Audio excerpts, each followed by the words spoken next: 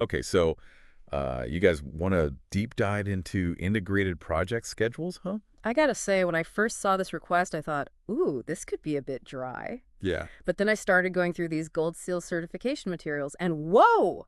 This stuff is actually way more interesting than I thought. Yeah, it really is. An integrated project schedule that's like the backbone of any construction project that's going to succeed. Hold on, for those of us who aren't, construction experts, what exactly is this Gold Seal certification? So in Canada, it's a really big deal. It's the you could call it the ultimate badge of honor for construction project managers. Mm. When you get it, it shows that you really deeply understand the best practices for the whole industry, and that includes, guess what, integrated project schedules. Okay, so this is like a pretty big deal, then it makes sense why you'd want to, Mhm. master this stuff. So break it down for me. What are we talking about here? We're talking about taking a huge project, breaking it down into all these smaller pieces, and then making sure that everyone's like working together smoothly.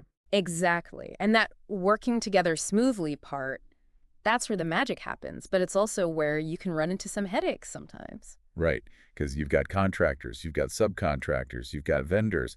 Everyone's got their own schedules, their own priorities. So how do you even start getting everyone on the same page? Well, it all begins with setting some really clear expectations. Now, you might be surprised to hear this, but those huge, thick construction contracts that everyone kind of dreads, those are actually a major tool for doing this. Wait, really? I always thought those were just for the lawyers to, Well, of figure. course, lawyers love them, but they're there to protect everyone involved and to make sure the project runs without a hitch.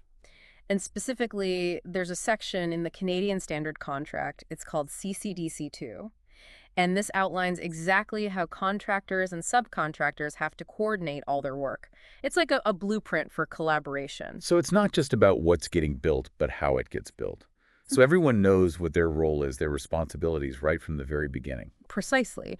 And that leads us to the next step, getting input from all the different teams on the project. Imagine like trying to herd cats. Each cat wants to take a nap at a different time. That's kind of what it's like trying to get schedules from all the different subcontractors. I can only imagine. So how do you actually do it? How do you wrangle all those schedules? So that's where another part of those CCDC contracts comes in, specifically CCDC 5A. This document, it's like a framework. Subcontractors use it to submit all the details of their schedules, and it makes sure everyone's, playing fair and sharing all the timeline information. Okay, so now you've got like a mountain of schedules. What happens next? This is where it gets really cool. We take all those individual schedules and we combine them, we merge them all into one master document. So we got to understand each task, how long it'll take, who's in charge of it, what other tasks it depends on. We might even use something called critical path analysis here. Critical path analysis. Yeah. Sounds pretty intense. It is. It's a way of figuring out which tasks in a project are the most important, the ones that will directly affect when the whole thing can be finished. Imagine it like a chain, one link breaks, the whole thing falls apart. So by finding the critical path, we can, decide where to put our resources, make sure those key tasks stay on track. Okay, makes sense.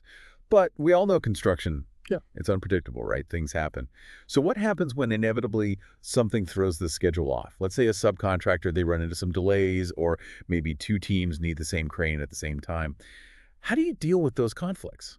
Conflicts are basically guaranteed in any construction project. That's why communication, being able to clearly communicate and negotiate well, those skills are super crucial.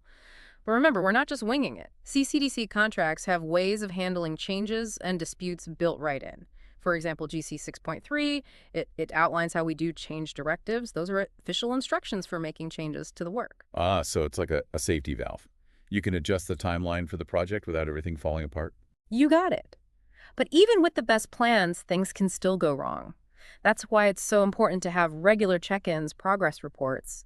We need to make sure that everyone's still on the same page. Okay, so how do you make sure everyone's accountable? Is it just about trusting each other? Trust is important, but we've got tools for this too. This is where CCDC 9A and 9B come in.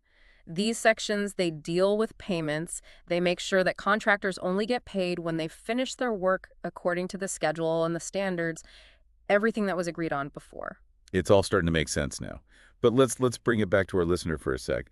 Why should they care about all this? What's the big takeaway? Integrated project scheduling, it's not just about keeping a construction project on schedule. It's much bigger than that. It's about building a culture of collaboration where everyone's communicating clearly, where everyone's accountable. These are skills that are valuable no matter what kind of work you do.